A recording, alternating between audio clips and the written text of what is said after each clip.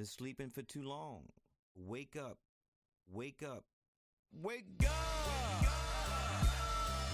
Wake up! I see the sunshine gazing through the window pane, blazing like endo flame. It's time to wake up. Come to your senses, man. Snow is all around you, but you don't play in the winter game. Cartridges surround you, but you ain't playing Nintendo games. Load them up. Greetings and welcome back to the Woke Podcast. I am your host, Brandon Jones, and on today's episode, we're going to be talking about the importance of crafting your own narrative. Very important. As we enter 2017, a lot of people have made New Year's resolutions. We go through this cycle every year. You know, people trying to lose weight, stop smoking, stop drinking, cutting out toxic people in their life. Deciding they're going to move to a different city, state, country, and just make overall improvements. And I know if you are a podcast listener like myself, you've heard tons of podcasts of people talking about, you know, setting goals, making vision boards, changing, you know, your eating and dieting habits, et cetera, et cetera, et cetera. People are pushing out their self-development products, which I don't blame them. I'll be doing some of that myself in the near future because everybody's in this, you know, mode of improvement. And one piece that often doesn't get talked about, we talked about setting goals and making vision boards, et cetera, and making sure that we have these things narrowed down. But we don't talk about why we do this. Yes, it is to become better. It is to improve yourself. But at the same time, it's to put yourself out in the world as someone who's new and improved. It's to create a new foundation for who you are and where you're going. And ultimately, from my perspective, it's so that you can continue to build your legacy. And that's what's important is what type of legacy are you trying to leave? Whether you have children, if you have children, if you don't, if you're doing it for your family, if you're doing it for your hometown, if you're doing it for your team, your friends, whoever, what type of legacy are you trying to leave behind? Lead and leave, honestly. I mean, you know, you live your legacy every day, and that's why it's important to craft your own narrative, because the legacy that you leave has everything to do with what you are doing at this very moment. So if you are somebody who struggles to kind of get moving, to get motivated, to make things happen, you're not leaving the best legacy behind. And you can absolutely leave a negative, non-constructive, and just straight up messed up legacy. A lot of people go through that. I got a lot of folks that I know personally who are leaving messed up legacies or have left messed up legacies. So don't let that be you. Don't let that be you at all. So on today's episode, you know, I'm chopping it up with one of my good friends, goes by BKE is his handle. This is a good friend of mine, and this is from Blab, actually. For those that don't know what the heck Blab is, Blab was this really, really super dope live streaming platform that was going pretty hard for about 2.5 years or so. It might have been a little longer than that. And Blab shut down a couple months ago. I was very disheartened because I was just getting going on Blab. I was engaging, I liked it, and they closed down. It was a nice little startup, and it's no more. So what I was doing was I was trying to recover all my old files and all my old conversations from Blab, and I was only able to get a couple of them. Just searching back through my email, and I came across this, and I was like, oh, you know what? This was actually a pretty good discussion between me and Mr. BKE. Maybe I should share this with the viewers of the Woke Podcast. So you might hear me referencing my other venture that I have called the Jegna Institute. And if you're not familiar with the Jegna Institute, check out www.jegnainstitute.com. Jegna is spelled Jegna, Jegna. You can just type that in Google, you'll find my website. There's not a lot of folks talking about Jegna. A lot of people pronounce it like Jenga, but it's not that board game. It's something completely different that I'm not going to tell you about right now. I'm going to have you just go over there and check that out. And also on my other website, my other venture, Jegna Institute, you'll find my audiobook, Level Elite. It's a free audiobook. You can stream it right there on the site. You can download it, whatever you like. Just take it what you want to go. It's just some good constructive information. I've already shared a part of the audiobook earlier on in this podcast. So if this is your first time listening, definitely go back in the archives and check it out. So yeah, we're going to get into this conversation with me and BKE. R.I.P. to Blab. I miss Blab, man. They shut the doors down on Blab. It was pretty cool, but I'm still in that live stream spirit. So definitely the YouTube channel's coming for Woke Pod. Woke Podcast is gonna be a element of my new YouTube channel. It ain't gonna be Woke Podcast TV or nothing like that. Woke TV was taken by Snow the Product, man. She beat me to it. Shout out to her. And her dope logo. So she beat me to Woke TV. I was thinking about it, and when I went and Googled it to see if somebody already had it, she beat me to it. And for those that don't know who Snow the Product is, she's a pretty dope artist out of the Bay Area, Snow the Product. So I'm giving everybody shout outs today. Blab, Snow the Product. Man, check out the podcast. This is Woke Podcast. You can follow me at the Woke Podcast. I'm on Instagram now. I'm on Twitter. We have a Facebook group. You can always check out the website, www.wokepodcast.com. And if you have any questions, if you want to get on the Woke Podcast, hit me up. You can hit me up directly, either at the Woke Podcast on Twitter, or you can just hit me up at Universal Jones on Twitter. Whatever fits best for you. You can also email me, jones at wokepodcast.com. So here's the interview. Check it out. All right, we're live. Great. All right, so my name is Brandon Jones. I am the founder of the Jegna Institute. This is like testing out Blab, seeing how this is going. I'm with my partner in crime, Brian. You want to introduce yourself, Brian? Who are you? What do you do? All that good stuff.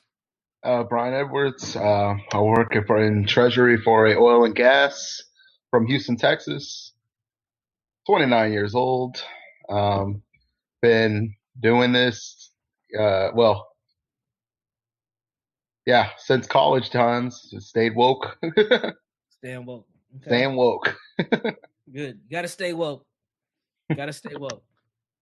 So this Blab is titled "The Importance of Controlling Your Own Narrative." And me and you, we've had tons of discussions being young black men, millennials. I guess we could say we're millennials, which I feel like an old millennial, even though I'm about to be 30. Right. But the importance of controlling your own narrative. And as we know, as black males and as black people, we have folks who control our narratives that do not look like us or have our best interest at heart. We also know that we have people that do look like us that push our narrative excuse me, as well, who sometimes I do not think that they have our best interest at heart either. And we kind of talked about that before. You mentioned a few people's names. But why do you think it's important to control your own narrative, whether individually or collectively as a group? Well, in the basis of, being able to control your own narrative, especially individually, that's you. Only you can tell your story. Only you could be able to tell your experience on whatever in life that you experience from a personal standpoint. Now, as a group of people, it's definitely important to control the narrative because, like I said, our experience as, African Americans in this society in America, we've had white media control our group's narrative ever since we've been here. And all you've seen is negativity. Because you have to understand, when you live under a system of white supremacy, the only thing that the media will ever show people are, things that are going to get people's minds thinking that, hey, these people really need to be oppressed because they're so wild. They got to be oppressed. It's got to show things that are going to spout up a energy of oppression that, oh, we need to help. They think that they use the terms help, but it's really not. It's more of we're going to oppress so that, we can somewhat, quote unquote, civilize these people and civilize their community. We got to be able to keep them down. Now, of course, it's important to control our own narrative because we realize we're more civilized and we have more of a conscience, in my opinion, than white society in terms of, how we assimilate, in terms of, of course, economically that's a whole nother issue too, but that's another way that they try to oppress. And then, and also, I feel like that, in terms of the amount of geniuses and the amount of things that we have done and given to society, this is something that is not being broadcast uh, to anywhere in the United States. A lot of people don't realize how many things were invented by Black people, or even helped started by Black people, because of that there isn't any kind of narrative in the white media to describe such things. So it's highly important. Know about inventions that Black people may have made, or know about what we have contributed. But a lot of times we don't even know our own personal family histories and what our families have contributed. Right.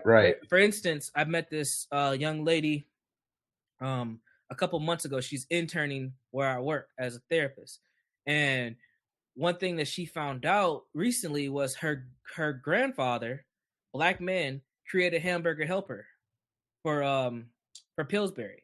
I think it was Pillsbury. Yeah, he created Hamburger Helper. I'm like, you know how many people, especially Black folks, have had Hamburger Helper and had no idea where that came from. I mean, we've been making different versions of Hamburger Helper for a long time, but that was an invention from a Black man, and it's Hamburger Helper. Now, it might not be the healthiest thing for people to eat, but still, who knew that was creative? And then it was her grandfather, and she just recently found that out when I think her grandfather had just passed away, and they were like talking about him, and it was like in the process of planning his funeral, and it had came out, oh, Grandpa created Hamburger Helper. I'm like, dude, that you don't understand. That's important history. Now, granted, it is Hamburger Helper, but it's an invention. It's a product. It's something that a Black man created that should be known about. And I'm sure there's tons of other things like that too that we have no idea. And that was in her family lineage. I thought that was pretty dope. Yeah. And the white media shows white families using Hamburger Helper all the time. The logo, it's a white hand. The white hand. But yeah, man, yeah, it's interesting. It's very interesting how much we don't know about ourselves, and I think that that's important for us as we move forward, is understanding first our personal histories. Where do our family come from? A lot of people, they connect with in the United States. A lot of people connect with the cities that they were in, but a lot of us don't understand where did our people come before we got to those cities, right? So I live in the Twin Cities in Minnesota. I'm from St. Paul, but my family originated from Danville, Illinois, right? So I have 4 generations that were here in Minnesota that came by way of Danville, Illinois, that came by way of Mississippi. And my folks that were in Mississippi, for the most part, this is my mom's side. Yeah. For my folks that were in Mississippi, those folks were slaves, right? So they were slaves on plantations in Mississippi. After slavery, quote unquote, ended, Reconstruction happened. My folks moved up to Danville, Illinois, which is a factory town. So it was booming. People went there for economics, jobs, started to build family. And from there, my grandfather and 2 of his brothers moved up to Minnesota for better jobs once they started closing those factories down. So my lineage starts there from my mother's side. Now, my dad's lineage is a whole nother story. It's a whole nother story. But similar things, people moving further up north to access capital to have, quote unquote, better lives. And a lot of times, too, that we don't talk about is a lot of Black folks came up north to escape, that direct racism, white supremacy in their face, and ran into more of a refined system as they got further up north. And sometimes that more direct stuff was in their face too. And it still is today. So I'm not going to get away from that. But we do have to understand our personal narratives and our personal history. And this is very important when we talk about personal development, is who are you? Where do you come from? Like, a lot of folks just don't have that information. And a lot of the young folks that I work with, I do therapy in a high school, they have no clue. They have no clue. And there's this technique that we use as therapists called a genogram. What a genogram is really just a family tree.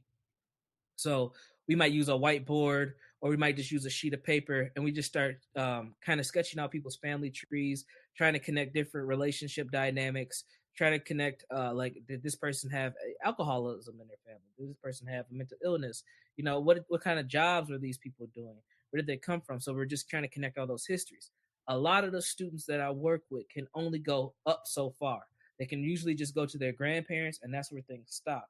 And I think that's a part of their narrative that is missing. And that also, from my belief, a lot of times contributes to the level of mental or emotional distress they're under because they don't know who they are. And it's bigger than we don't know who we are as a people. We just don't know who we are, period. And that's something that is very important. And it's hard to get some of that knowledge too, because a lot of those things aren't passed down. So I don't know, man. Like, what do you think? What are your ideas? I feel like one of the things that is important for every black individual to do, and I'm about to go through this before I get married. I want to do an ancestral, DNA test or just to see. I mean, not all of those are accurate, but I really want to get to the point, to get to the root of, my own lineage. Like my grandmother she passed away in February on my dad's side. I didn't realize her last name was Bland. In fact, the cemetery that she was buried in, there were Blands buried in that cemetery oops. It's better. There were Blands buried in that cemetery all through the cemetery. Those were my those were all ancestors of me. And I had no clue. I didn't know her daddy. I didn't know her, her mom was buried up in there. I'm related to those people. I didn't know that. On my mom's side, my dad came from Mississippi and they stayed on the coast. And on my mom's side, she was buried. She was not buried, but she was came from Maryland, and they stayed in Maryland. Now, the only reason why we ended up in Texas is because my dad was in the military, and he met my mom, and he started working for Exxon Mobil, and Exxon moved him down here. So that's how we ended up on the third coast. So I mean, yeah. So I have but I have family in California too. They ended up moving over to some of my mom's people ended up moving to California. So there's 4 coasts of people, but I don't know outside of my great grandparents my lineage after that. I do know that my great great grandmother was white. I don't know. Other than that, I don't know anything else. I don't know. I do know that there might have been some Native American. Honestly, looking at the older pictures, I think there was. But other than that, I don't know. Yeah. And I don't think go ahead. I'm sorry. No, I was gonna say. I think I remember showing you a pic that my grandmother or my brother had got from my grandmother's house in Maryland of my great great grandmother May Dotson. I don't know anything about her, but she was gorgeous. I was like, oh, wait a minute. This goes. Yeah. And I don't think that that's uncommon, man. I think that a lot of us don't know our histories, personal histories. I'm not even talking about, who we were before slavery and what continent we come from. I'm just talking about straight up 4 generations ago. Like, we don't have that. And I think that's an important part of our narratives that is missing, especially when we talk about young folks. And when I say young folks, I'm just going to keep using this term, millennials, and moving on back. But we have not been able to carry our own personal histories. And I think that that's important when we talk about personal development, when we talk about being mentally healthy or emotionally healthy. We don't have that connection back to who we were. Now, that's lineage, right? That's history. I think that there's 2 more parts to it. The next part is present day, like controlling your narrative on who you are right now, right? I think a lot of people's narratives are being crafted by various different messaging that they're getting, and various things that they are that we feel are acceptable for us to be, right? So a lot of the people that I deal with a lot of young teenagers. Like, that's pretty much, I would say 85 to 90% of the clients that I see are teens. So anywhere between the ages of about 14 to 18 years old, sometimes 19. and a lot of them, they all kind of like resemble each other. Like they all have the same personalities, and they're really emulating other people, right? So I got a lot of dudes who look like, who want to sound like rappers, like Young Herb, Chief Keef with the dreads hanging, because we're in the Midwest, so Chicago-based rap drill music is what it's called. Very influential. Got a lot of them type of dudes, right? Got a lot of females who resemble Rihanna. Got a lot of females who resemble Beyonce, Kim Kardashian. They resemble them, right? So it's very interesting. And then if I ever get athletes, they always resemble their favorite player. So I got a couple dudes who, you know, they got the little goatee like Steph Curry. They got the same Duke 5 haircut. Mm-hmm. It's like they're all just little modes and archetypes of these famous people, and necessarily trying to be like them people because that's what they see as success. That's what they see as leadership or people of importance, which to a certain extent is true. But also, who are they outside of trying to emulate them people? That is one of the things that I try to do, is help them understand, like, who are you? You know, your name might be, you know, Rashad. Who are you, Rashad? Like, who are you, Rashad Jenkins? Like, and who are you, Sasha Williams? Who are you? Tell me who are you? You're not this Bad Girls Club chick. You're not somebody in Love and Hip Hop. You know, you're not a NBA MVP. Like, you're not those people. Like, you are a 15-year-old young person who has a history that you have to deal with in order to get over this hump. And I think that we all have to do that. Like, I remember that back in early 2000s when I was going through high school and going into college, you couldn't tell me that I wasn't a part of G Unit. Like, I thought I was 50 Cent for the longest. Yes. I used to want to be like 50 Cent. Like, 50 Cent was the man. He was the man. And before that, when I was in middle school, you could not tell me I wasn't a hot boy. I was Cash Money. Cash Money hot boy. Till the death of me. Cash Money is a Army, better yet a Navy. That was me. 7th, 8th, actually started earlier than that. We were like 6th, 7th grade. By the time I got to 9th grade, it was G Unit. So, and those are that's how I was crafting who I was as a man, as a male. My mentality was based off of these things that I thought were signs of success. Not just cool, but this is what successful Black folks look like and do. I did not see successful Black dentist. I'd never seen a Black therapist. I was well off in college. I did see some Black business people, but I never seen myself in those types of positions, right? Mm-hmm. I just seen the things that I thought that drew my attention, the things that piqued my interest, and that's what I wanted to be. So I thought, like I said, I thought I was a hot boy, and soon after that, I thought I was in G Unit. And that was it. So I got to college, and I had to start getting serious about who I really wanted to be and what I really wanted to do. So I think present time is huge. The next part of that, and I'm asking you about present time, but the next part of that is where are you going? That's part of your narrative too. So you got legacy, you got where you're currently at, and then you got lineage, sorry. You know, your history. Then you got present time, where you're currently at. Then you have legacy. Where are you going? What are you trying to live? What are you trying to leave for people?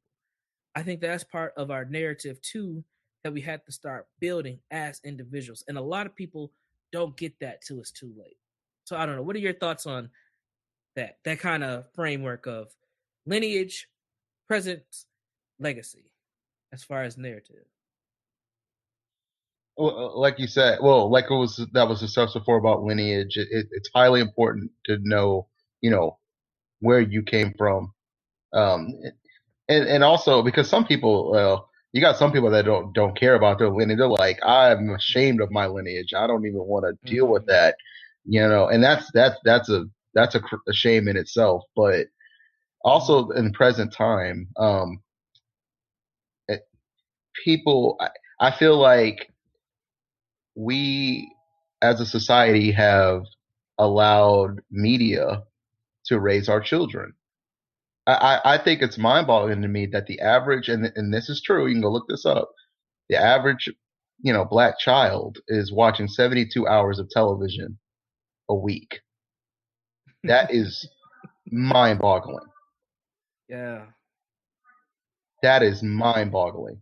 I can't even, I can't fathom how much media brainwash your child is getting. I mean, I can understand that parents go to work. Okay, they have to do what they have to do. But as you raise a child, you must instill in them to be able to read, to spend a little bit of time to, not don't let someone else or don't let something else raise your child, because they're, you know, you're gonna think that's how you mold a child's brain to think that, oh, I can be 50 Cent, or I'm gonna be like 50 Cent. I'm gonna be like Steph Curry. I'm gonna be like an athlete or an entertainer. Why not be like an inventor instead of Right. That's what and it kills me every time I hear a young black child who I know is smart as hell say, I want to go play in the NFL. I want to go play in the NBA. I want to be the rapper. I want to dress like that rapper. I want to look like that rapper. No, be yourself. But also don't be a slave. Don't continue to be a slave, because that's what the media is telling you to be.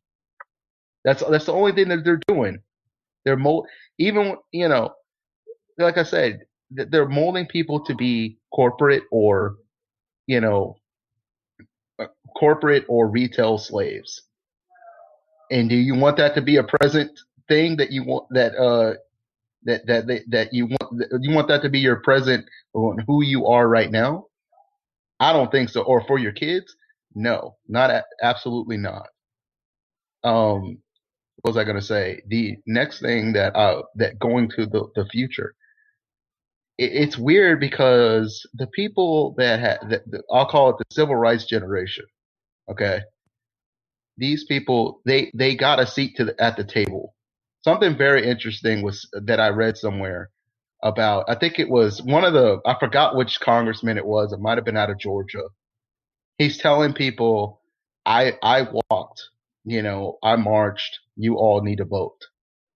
I took ass whippings. You all need to vote. I mean, it wasn't saying like that standpoint, but pretty much it was like in that sense. And excuse my little language on that. No, go ahead, man. Okay. He's like, I took ass whippings. I voted. Okay, fine. But okay, you know what? But I'm like, okay, so what are you saying? So you're telling me that I should either vote for and take my racism directly, or vote for somebody whose husband, or vote for someone that doesn't stand for black reparations, or for whose husband made the prison industrial complex and screwed up the black family, even though that was already getting messed up with Reagan, but he pretty much sped that crap up. He made it so the prisons can't be overpopulated. You understand what I'm saying? We can put more of y'all in prison. And that's exactly what happened. So I'm like, I read somewhere interesting that, basically what these people did was just get us a seat at the table. Who cares having a seat at the table? Let's flip it. It obviously is not for us. I don't care that, oh, I sat there, you marched, you got people to vote for you, and oh, you're about to retire. Has anything changed from a structural and foundational standpoint? No. Nothing. Not a damn thing. Okay? And you have these parents that say, hey, I had to work hard. My kid's going to have to do the same thing. And forget about them. They're not going to get anything because, I had to suffer too. That's silly talk. That's silly.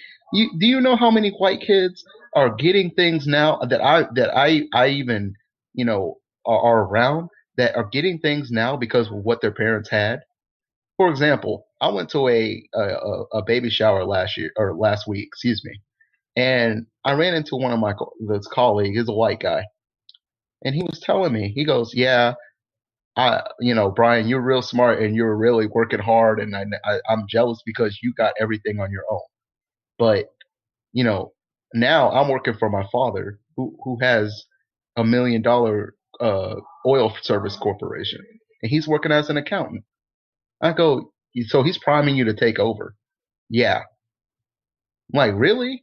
That's the kind of thinking that we need to have for our kids.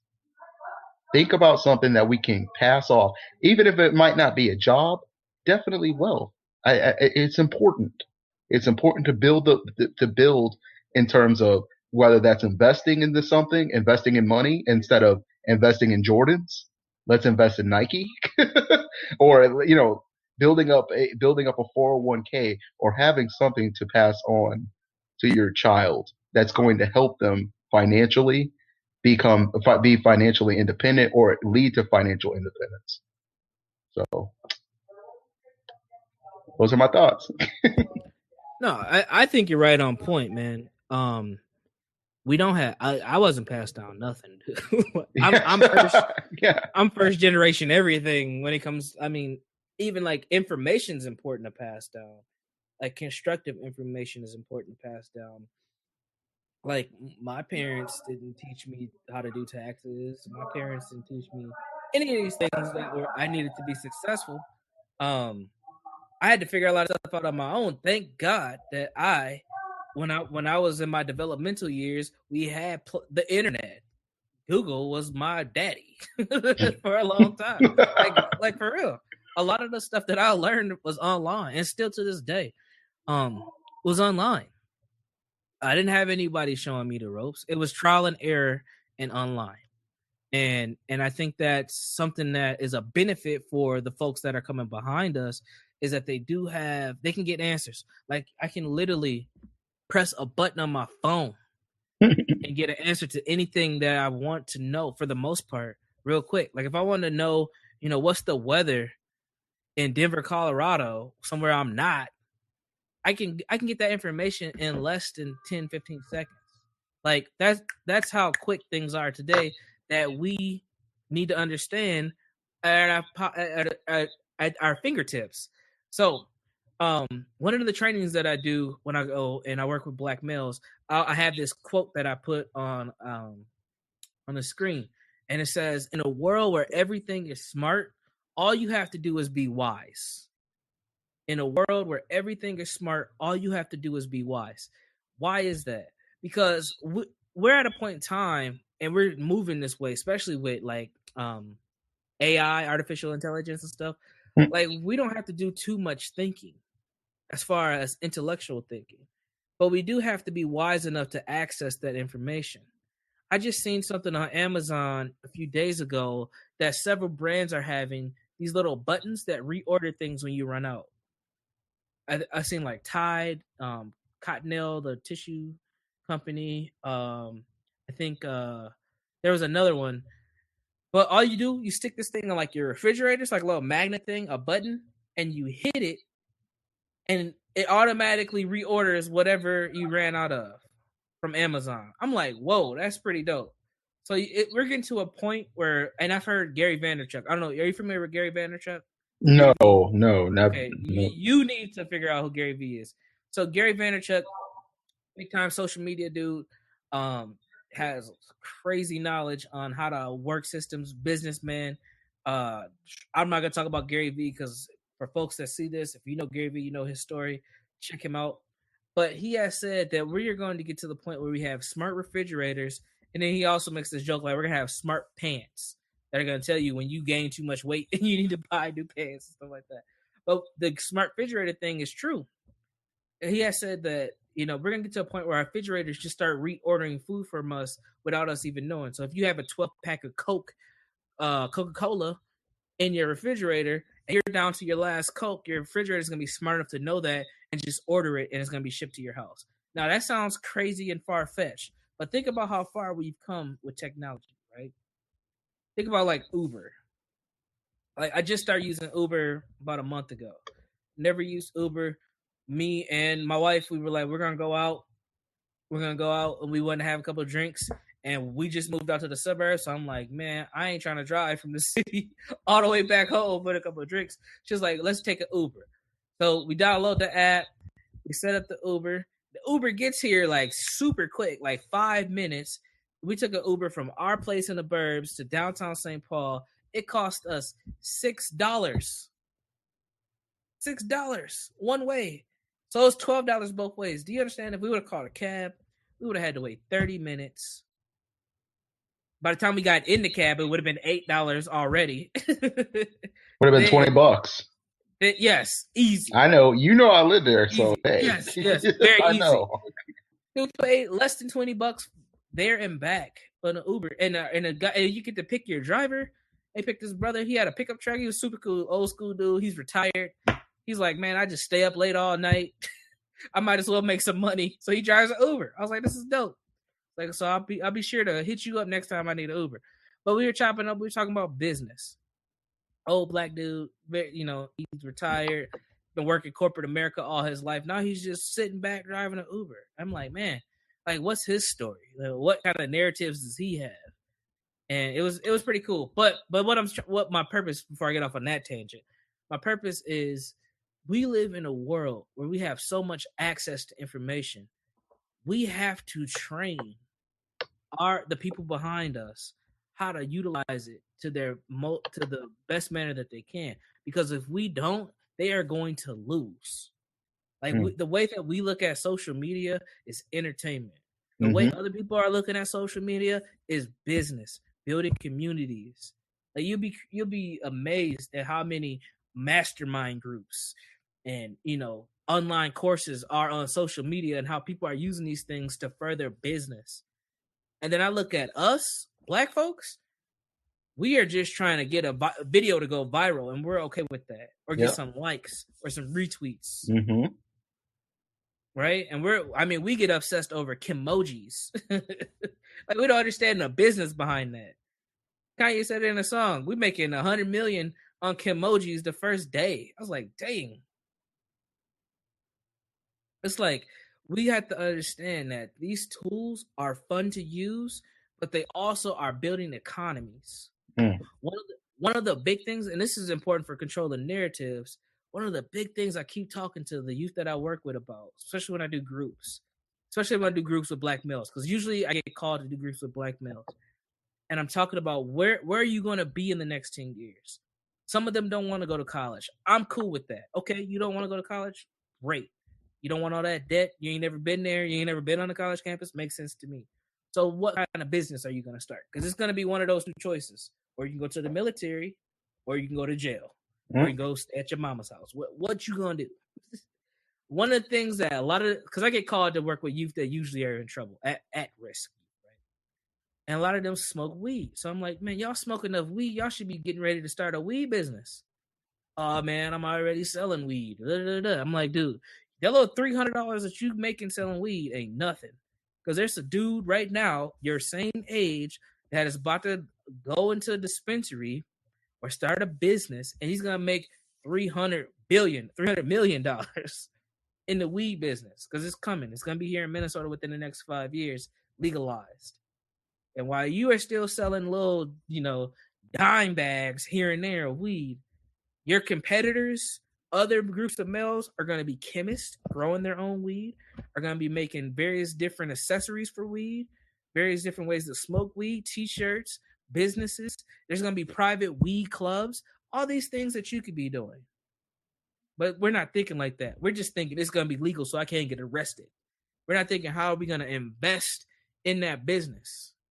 And that is the type of information that needs to be passed down, not only just to the people behind us, but to us too as millennials, because we already noticed the statistics of getting jobs. There ain't a lot. So we have to be creative. We have to be entrepreneurs. And right now we have to be on the forefront of those things. And I think the weed business is a huge opportunity for a lot of folks, especially because we love just the idea of it so much. You'll be surprised how many of the guys that I work with, ears perk up when I start talking like this, because it's something that piques their interest. They're intrigued, and they never thought that, oh, I can have weed cigarettes like cool. I can have weed like cool cigarettes. They never put two and two together. All their mentality is this going to be legal so I can't get arrested for smoking it, or I can go smoke this weed at the park and not worry about the police rolling up on it. They're not thinking build something with that. You can start a whole weed advertising business. You don't even got to touch weed. You just figure out different ways to advertise it, right? And if you pay attention to it, I don't smoke weed. However, this is a fascinating industry that I'm like, how do I, as a therapist, figure out an innovative way to get involved in this business? Because this is about to be a whole new economy in itself, just like social media is. Mm-hmm. How do we be smart enough to utilize that? Because the intrigue and the interest is there. The people who are using are there.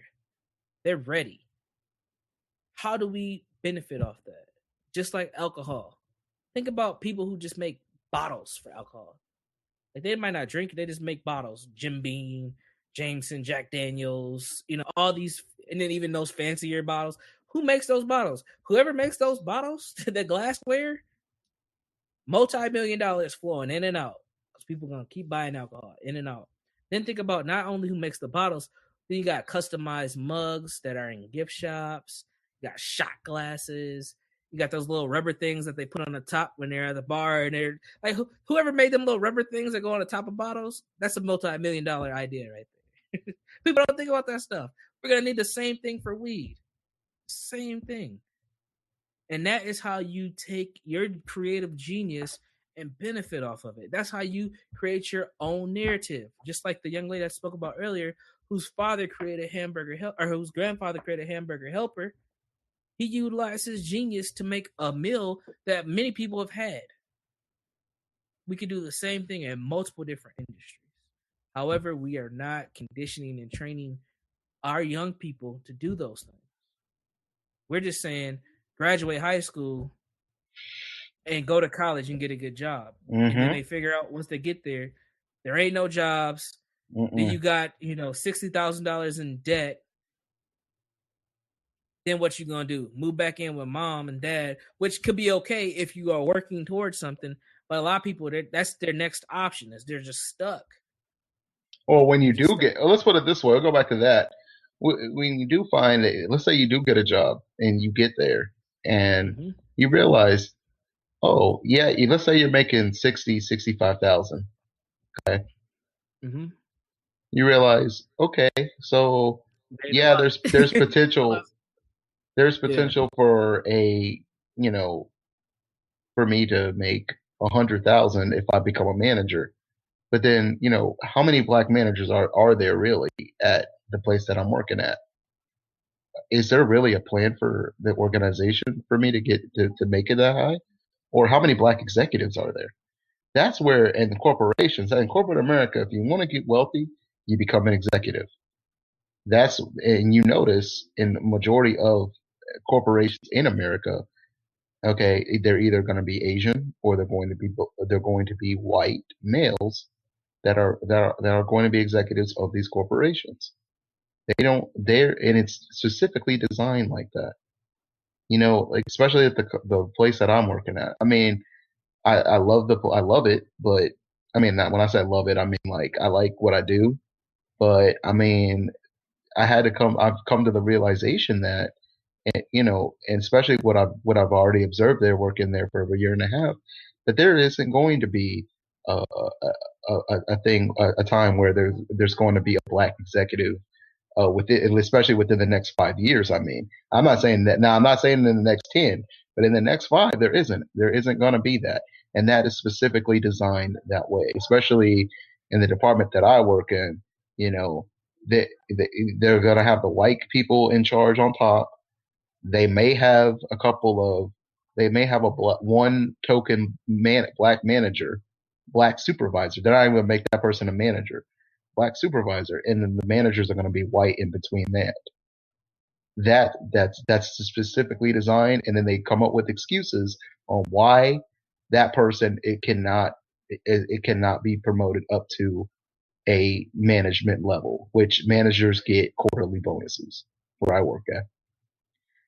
So you know what I'm saying? That black kids, black children that are coming out of these universities such as Harvard and Yale and even state universities, this is what they're facing. What is their next step? And I had to come to that realization. I've got to do something that is on my own, because I'm not going to be able to build wealth with what I have now. It's just not going to happen. It's a realization. But I believe that we need to start teaching our kids to think. How can I be an entrepreneur? Or better yet, my thought process is, I've looked at the weed industry. There's going to be plenty of companies coming out of the weed industry from my perspective. Cause my background's in finance. There's going to be plenty of weed companies coming in my perspective that are going to have IPOs. How can I get in on this and invest in these fools and make wealth from their success, from their company's success? In essence, how can I use you? I feel like, in my opinion, black people have been used for so long from the start of history of this nation. Why can't we benefit off these corporations that are using us? Why not? Let's turn the tables. If these white people can make billions of dollars in stock, this is what I'm doing. This is what I'm planning on doing. But if these white people are making millions and billions of dollars on stock, black people can do the exact same thing. We can invest in our own businesses too and make money. Okay? Take what we make off of them, and reinvest it back in our own things. It's almost like the Malcolm X effect. If the system is too much to overcome, take the system and put it on its head and use the system against itself. Nothing wrong with that. But that's just, I don't know. That's just my opinion. But and that's what I'm looking at. There are a couple of companies that are weed based that will eventually become IPOs. I actually just read an article on that. Absolutely. And as damaging drugs have been to us as a community, we need to get involved in that industry. As much damage that it's caused, and as many people that have benefited from it within our community, we need to get into it. Mm-hmm. You got a lot of background noise too. Yeah, hold on one second. Sure. Hold on. Sure, go for it. Hold on. Go for it. But yeah, we have to benefit from this system, and from these things that are happening. And the weed industry is just one thing, but there are other industries as well that we are just not even gaining information on. That's my thoughts. And that's just one thing. But once again, I want to make sure that we tie this back to the importance of controlling your own narrative, is because this is why we have to be forward thinking, is because if we don't be forward thinking and get involved in these things, we're going to continue to be looked at as a bunch of just thugs, dusty dudes, a bunch of dudes who ain't about nothing, a bunch of criminals. Like that is the mindset of us. Not our mindset, but everyone else's viewpoint on us. And does that come from a very white supremacist standpoint? Absolutely it does. However, we internalize a lot of that and just run with it. Mm-hmm. And then guess what? Other ethnic groups internalize it too. Even ethnic groups with our same skin complexion. Mm-hmm. A lot of folks who immigrate to the United States from the Caribbeans, a lot of folks who immigrate to the United States from the continent of Africa look at us like a bunch of Negroes who can't get their stuff together. A lot of us who are already here look at us the same way too. However, this is why it's important to craft and control your own narrative. If you don't, you will lose. And then these things, as we lose, these things get passed on to our children. And our children will just keep repeating the cycle of not winning, of losing. And it's not all financial, but economics has a huge role in it. A lot of it has to do with our own concept of ourself. What I would say our mental health. Some people wouldn't say it's our mental health, but it has something to do with that. It has something with developing a better, more constructive culture, what I call developmental culture as well. Because right now, we have a culture in the United States as a collective of people that has been a response to the oppression that we have had.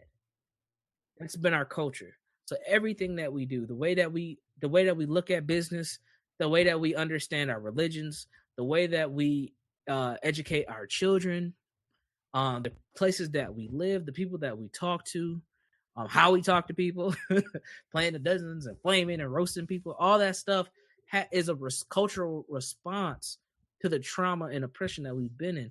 And we have to be able to reroute that, because if we keep going down the path that we're currently in, we're going to be in more trouble than we already are in. And we're seeing that. A lot of people right now are talking about Donald Trump. A lot of people are talking about Hillary and Bernie Sanders and get ready for these, presidential election, which I think needs to be talked about. However, how much of your personal life is going to change no matter who's in office? Because we had a lot of these talks too back in 2008. And there's actually video of me and you on election night. I don't know if you remember, I came to your apartment that I found of my old camera when I dusted it off, of us talking about this stuff.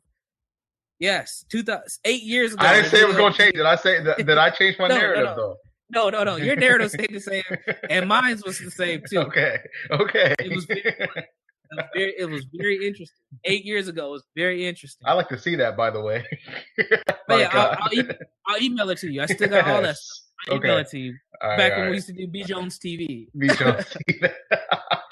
I don't know why I stopped that. I could be a two-star, but anyway. But we have to understand how much of your personal life is really going to change with the upcoming presidential election. Because the thing that I find funny about this, when it comes to the context of us as Black folks, is we pay so much attention to Donald Trump, Hillary Clinton, Bernie Sanders, et cetera, et cetera. But I'll ask people like, okay, who's running in your local government? Like who's Minnesota State Senator? Who's the council person? Who's the person representing your actual district that you live in? And they don't have a clue. So that just lets you know the narratives that they're being fed is to focus on this wider presidential election. And they don't even know the people that are making decisions where they live. That is dangerous. That is so dangerous. They have no clue. So we're already backwards in our thinking, just going off of that. We don't even know who's making the decisions where you live. Because guess what? Don't complain about gentrification if you don't know who's actually signing off on policies and who's the commissioner. Right. What you gonna do? Because by the time you're done protesting, you're protesting in places where the meetings aren't taking place. The people who are making the decisions are like, they're across town somewhere making decisions where you live, and you don't even know. They don't even live in your neighborhood. Most times don't. Or they're getting ready to. That's what's happening here in Minnesota. They're getting ready to live in your neighborhood. And you ain't ready. We have to do that. And I'm not talking bad about my folks. I'm not. But we have to really get serious, because if we're talking about this country is going to do this and that to Black people, the damage is already done. What's going to end up happening is you're not going to be a factor. That's what's going to end up happening. There ain't going to be no policies for you. You had mentioned earlier about being at the table. And I remember I've heard this quote before. You might have heard it, where someone says, if you're not at the table, you're on the table. Well, guess what? We ain't even thought of to be even brought into the room where the table is anymore. Nope. That's where we're headed. So we need to be at the table. We need to be on the table. We need to be near the table. We need to be the damn table. Yes, we need to be at the head. Yes. We need to own the table. We need to make the table. We need all that, because if we don't, we're going to have two classes of Black folks, the have somes and the have nones. And we already kind of are there. We're already there, man. We're already there. We're already there. It's not even going to be. Yes. And some would say that me and you, where we are the have somes. We don't have a lot, but we have enough. And we're going to have the have nones. They're going to have nothing. And they're going to stay deprived. And they're just going to get wiped out. And that's and you can say that's ethnic cleansing. And it is to a certain degree. But if we are not going to do anything to combat that, and we're just going to let this stuff happen, who's to blame for that? Is it the system? Is it us? Is it both? I don't know, but we got to do something. And everything that I do, from the articles that I write to starting this blab to being out doing groups with young people to being a therapist, I'm trying to craft a narrative that's different than what we've already had, so we can move forward as a collective. Because one individual cannot do everything. We have to move forward as a group. As everybody else moves forward as a group. We don't need a leader. And I was going to talk about this on the blab that I was supposed to be interviewed for today. The Black community doesn't need a leader. We need institutions, because institutions create change. A system has to be combated with a system. And the way that this system works, where black people are at the bottom, is run by institutions. You cannot say that the white people have a leader. You cannot say that Chinese people have a leader, or Asian Indian people have a leader, or Russian people have a leader. They have institutions. You can't say Koreans have a leader. You can't say people from Middle East. You can't say Arabs have a leader. They've got an They have institution. institutions that keep things moving forward. But then you get to us, and we're always talking about who's going to lead us. And then we talk about coons. And then we talk about, all this other stuff, which I understand. I do. But that coon thing could be part of an institution. Yeah, coon institution. I mean, in itself. You ask, it's like, well, that could also be part of the code. That's part of the code. Right. And a code is a policy that's built on a system. See, one thing that has been amiss with folks, and I'm not taking shots, please. Oh, people, do not take this as me taking shots. One thing that has been missed with folks like Tariq Nasheed, Jason Black to a certain extent, but I wouldn't really put him in the same category. But I'm hearing a lot of this, we need a code narrative. But people aren't really breaking down what a code is, right? A code is boundaries, policies, and procedures that are created through an institution so that a group can progress forward or protect what they have. That is what a code is. We can't just say we need a code. We need a code. Yes, we do. What the F is a code? And then once we define what a code is, what goes into our collective code? And then we start building with people that understand this code. And then the folks that don't are going to become casualties. That's unfortunate. I wish it wasn't like that, but that's how every group operates and has from the beginning of time. Follow this code or you on your own, and good luck in this world. But we had to have an institution. And a code is just the policies of that institution. An institution influences a system, and that's how progress is made. Now, some people have talked about this, and I know Tariq knows this. I know he's very smart, and I give him a whole hell of a lot of credit. But people have talked about this. Dr. Leonard Jeffries has talked about this. Amos Wilson has talked about this. John Henry Clark has talked about this. Mr. Nellie Fuller Jr. has talked about this. Like, they all talked about what we need to do. The playbook has already been created. It's just up to us to follow these things that these people have given us, and also adapt and add things that fit more modern times in 2016 and moving forward. That is what we need to do. Mm-hmm. But we cannot keep running around saying we need to create a code without defining what the hell a code is and why is it important. Because yes, are there going to be people who are quote unquote coons? Yep. And guess what? What the white folks have people that they think are coon white people. They won't call them coons. They'll call them nigger lovers. But that's the same thing that a coon is to black folks.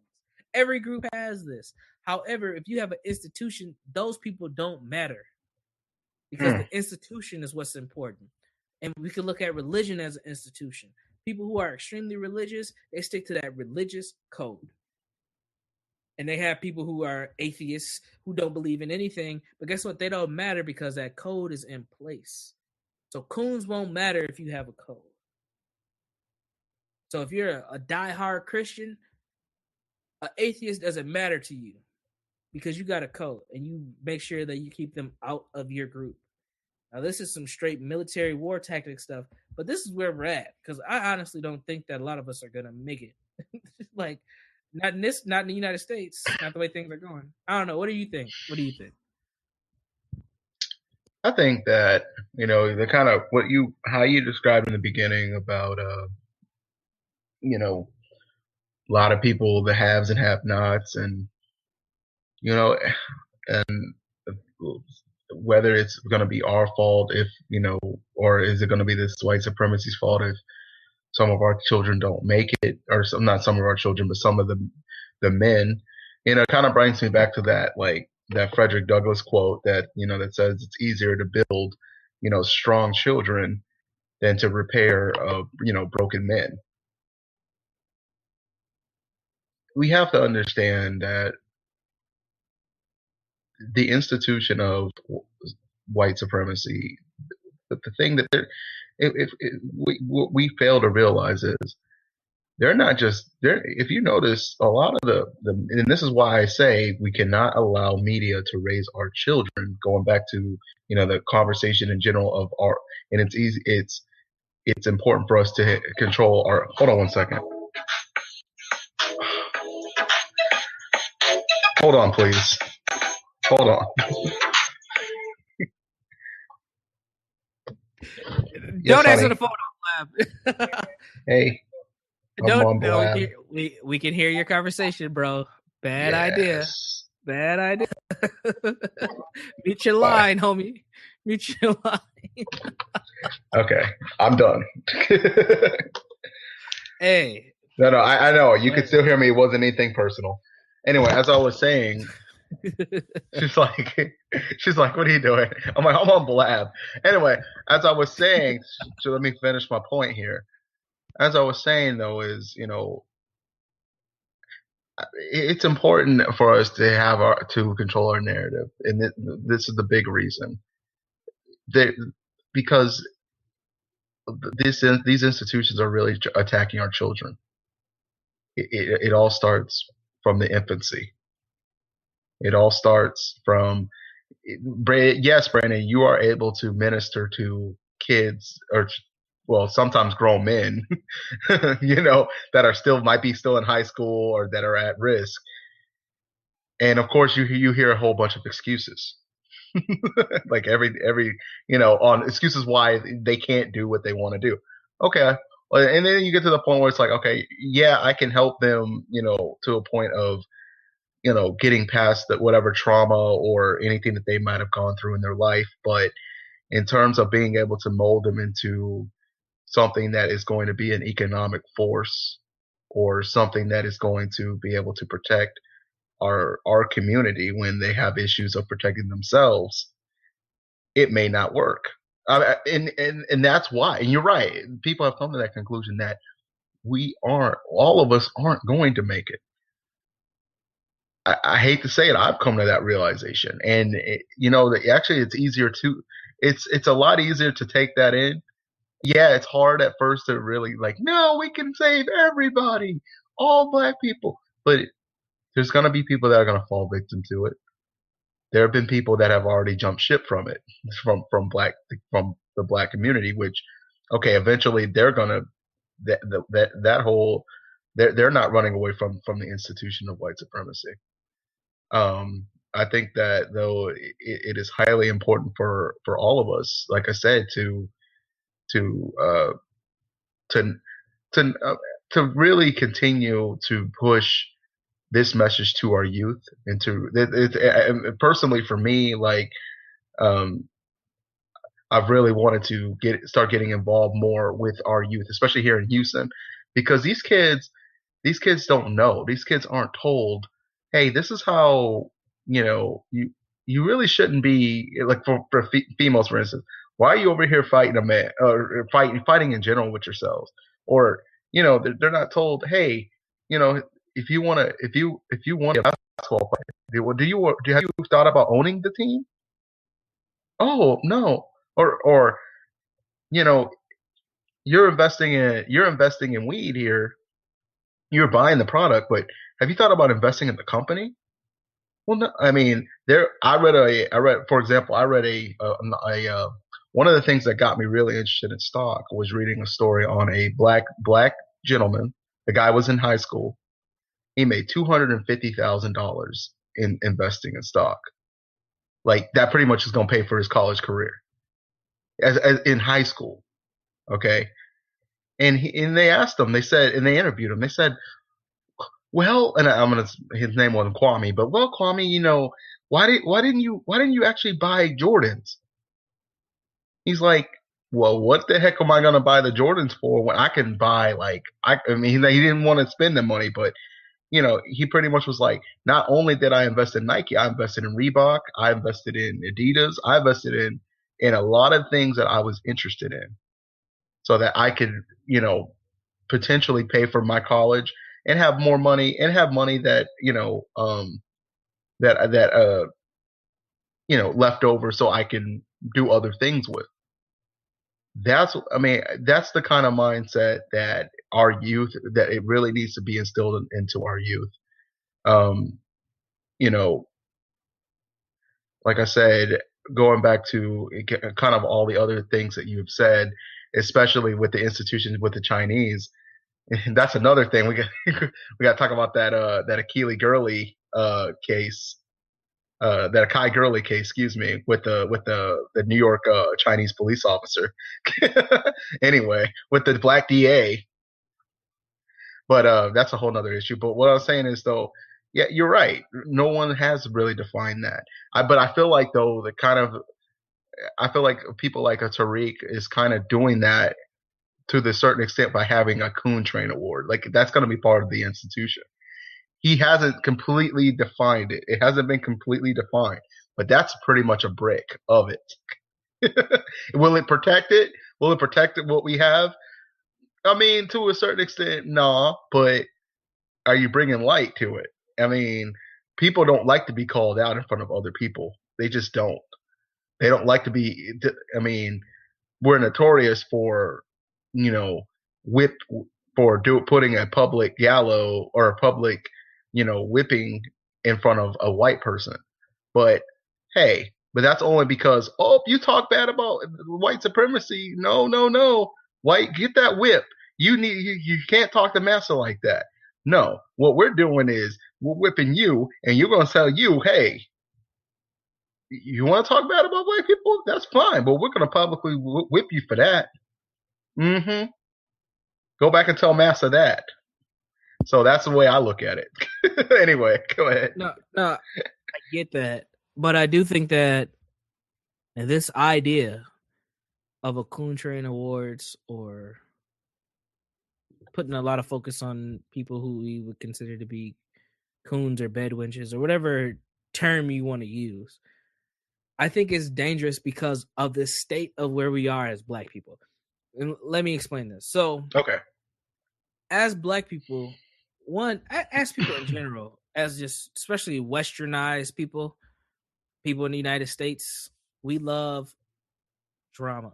We love violence. We love negativity and gossip. So, as Black people, though, we get stuck there.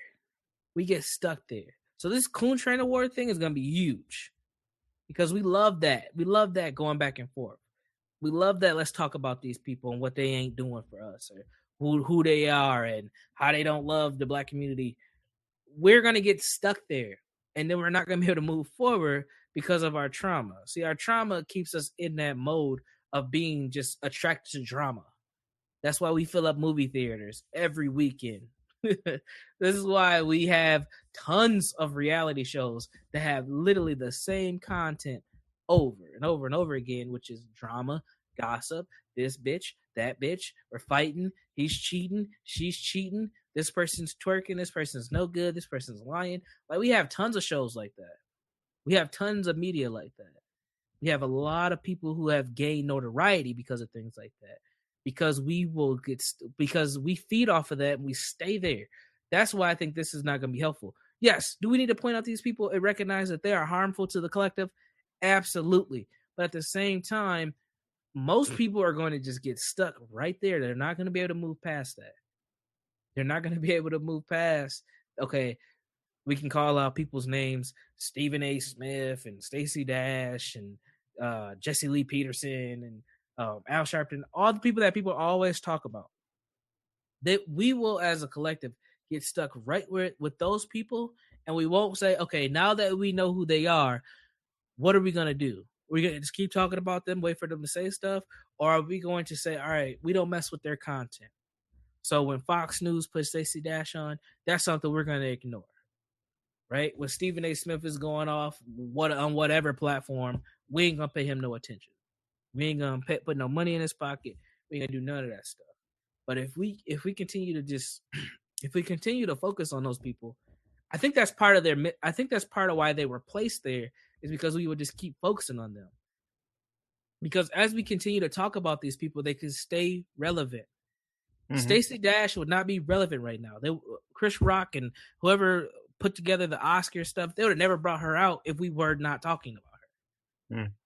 We could have just let her say the stupid stuff that she said, and they would have just been done because we're on a whole nother mission. So I think that personally, I get where people are coming from. I don't know if this is the most constructive thing that we can be doing, because collectively we will stay stuck there. And if we stay stuck there, that's not a benefit to us. We know we know who the harmful people are to the collective who's trying to move forward. We do. We know. And for those that don't know, there's a reason why they don't know, because they're not on the same mission. This is why the institution and the code and all that stuff is important, is because we recognize game up front, so we don't even have to be distracted by these things. So that's my point of view on it. I'm not saying don't do it. I'm just saying, is it the most constructive thing for us to do? No, and absolutely. I mean, if you want to talk about, reality and, paying attention to our own reality and our own trauma. I mean, clearly you're right. Entertainers and the reality TV really take it away from that. I mean, I was looking at Frances Cress and looking at some of her research and and why she became a psychiatrist. She realized that a lot of things that people were doing, especially in the Black community, in terms of masking trauma, they did a lot of things that that would be they would put their trauma in the dark, and they would substitute it with something else in place instead of actually dealing with the actual trauma that has made them who they are in the first place. So she said, I'm not going to sugarcoat anything anymore. We're going to bring out all of that poison, all of that trauma, because it needs to be brought out. Because if I don't bring this out, and she said, as my job as a psychiatrist, it is my job as a psychiatrist to bring all of this out. Because if it's not brought out, you're going to have, pretty much people that are walking around continually hurting, but what they're doing is they're masking the symptoms. I agree. To a certain extent, the Coon and Train will just be one of those things that mask the symptoms to what we are actually doing. But to that point, though, I hope that that's not the only thing that comes out of what happens after April 9th.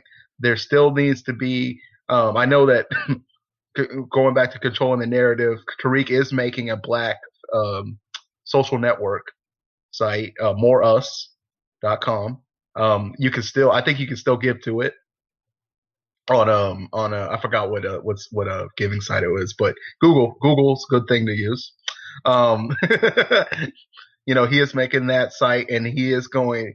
I think if you give like $100, you can get invited to a lot of the think tanks moving forward to how to better how sites like that can better serve our community, and how that they're able to control the narratives, and how what else can be focused on can we focus on as a community other than just the coons that sit up on TV saying look at me, or the pimps that say, hey, we need empowerment, but they don't ever say how or what, or they don't ever ever say, they don't ever actually do anything in terms of, especially they can't show that they did anything in their own community. When I say their own community, I mean like where they actually live. I mean, you're also seeing now too, those kind of people such as what's his name, Tommy Sotomayor. This guy apparently he made a whole. And I brought it up. I shouldn't have, but whatever. No, it's okay. No. Listen. He made a whole. No. But I'm just saying, this is going back to My Little Pimps that you do this. At first, I mean, when I listened to him a long time ago. At first, he seemed okay. I'm like, all right. Then this guy started doing a little bashing and bashing Black women, and They're not nothing, and da da da da. Then he tries to say, "Oh, I'm gonna make a documentary," and does a Kickstarter. People give their money. I didn't give because I knew some said not to give to that. But anyway, I think Tariq did, Jason Black did, I think. A couple other people, a couple other bigger radio people did. The guy ended up not making the show, take people's money. A couple weeks ago, this guy pops up again on a GoFundMe, talking about he needs money for child support and et cetera, et cetera, et cetera. Yes, I mean this is just it's ridiculous. It's ridiculous. Okay, so I mean that, but that's something that we really need to stop falling for the okey doke. We've got to stop falling for just because somebody says something good about us. Oh my gosh, they're definitely. I'm definitely voting. For example, Bernie Sanders. Black people are so on the Bernie Sanders thing. I'm like, but did you hear what he said about reparations?